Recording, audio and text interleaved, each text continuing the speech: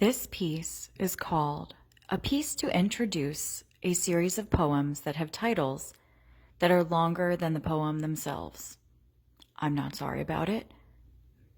Maybe a bit apprehensive, but that is a baseline of my writing.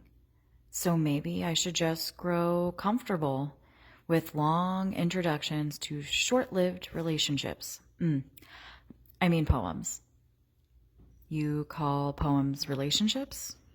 Or only when you slip up from the worry of being misunderstood?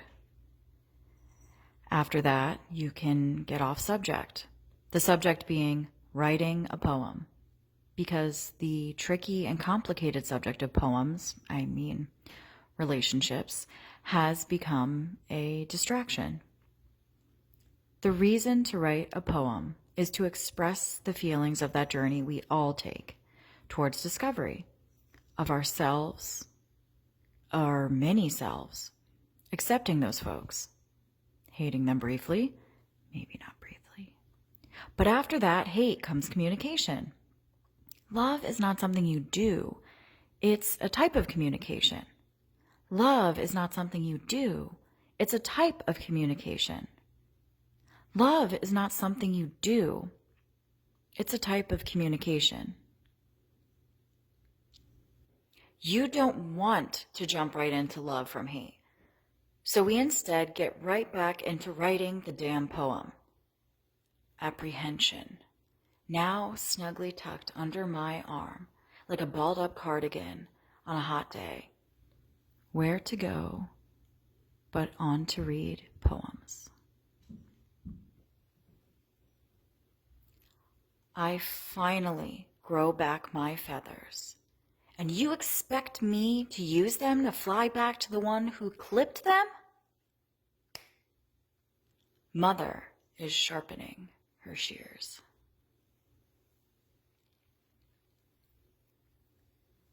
Accomplishing the goals that will provide me with the life I need and want requires that I employ a method and attitude outside of what I currently have and feel. Craving simplicity, yet filling voids with excess.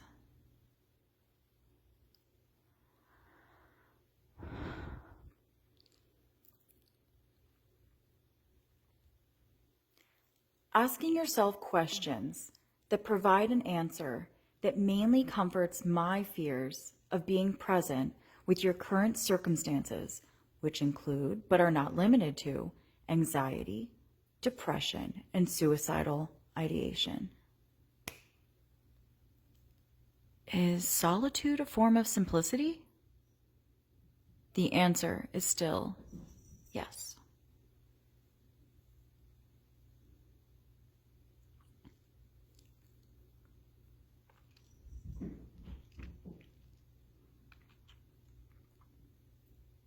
There are people we miss that cannot be reached because of the toxic people that envelop them and prevent healthy communication from pouring through the cracks in the boarded up walls of their seclusion. Talking to Dad.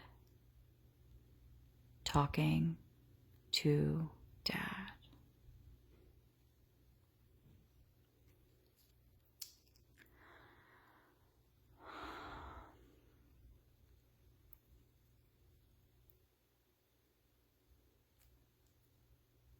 Jeffrey explaining his letter writing process as Malik silently reaches for a chip on my plate. He then proceeds to dip it in a puddle of Cholula hot sauce on my plate, eating every single chip. Asking about that pickle, I answer by snapping it in half, using my mouth, and slap it down on the plate. He eats it with the rest of the hot sauce. I will go to great lengths to comfort my friends, and will do absolutely nothing to prevent them from taking happiness they feel they deserve.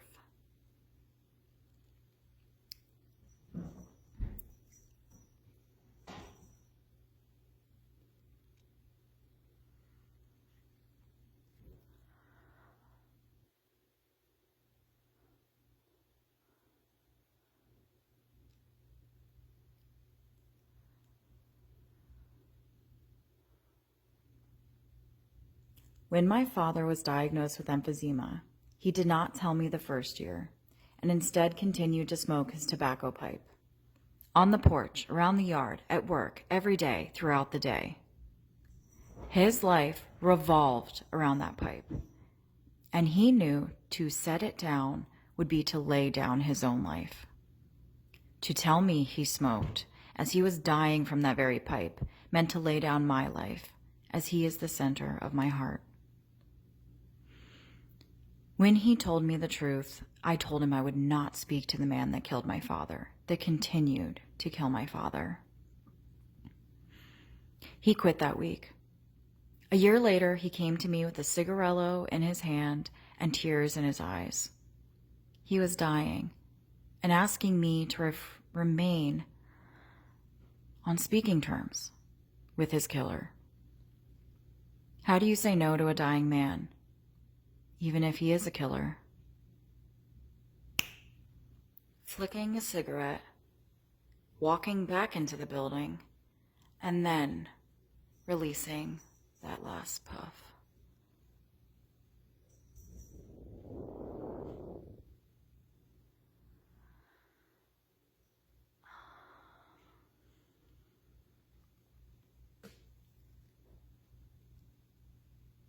I can't make love to the man that I want to because I have feelings for him.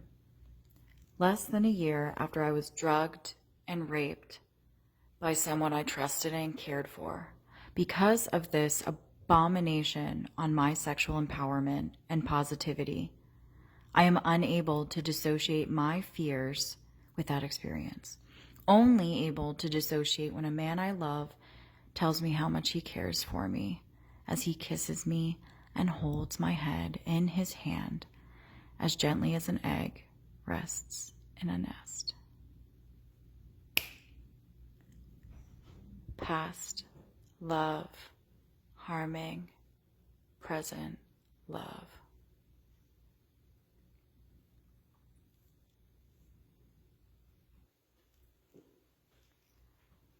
Femininity in 2019 is held within the only acceptable binary of ones and twos, We all hold a duality of gender, and in all of us lies our inner mother, programmer. She creates our codes and helps us determine what algorithm will be used to execute our tasks throughout our lives. Remember to upgrade when necessary. While there is much to be learned in old coding, we must rearrange our ones and twos to allow the newest version of us to compute the duality of gender. Motherboard versus mothership holds a celestial tone, an embodiment of feminine goddess.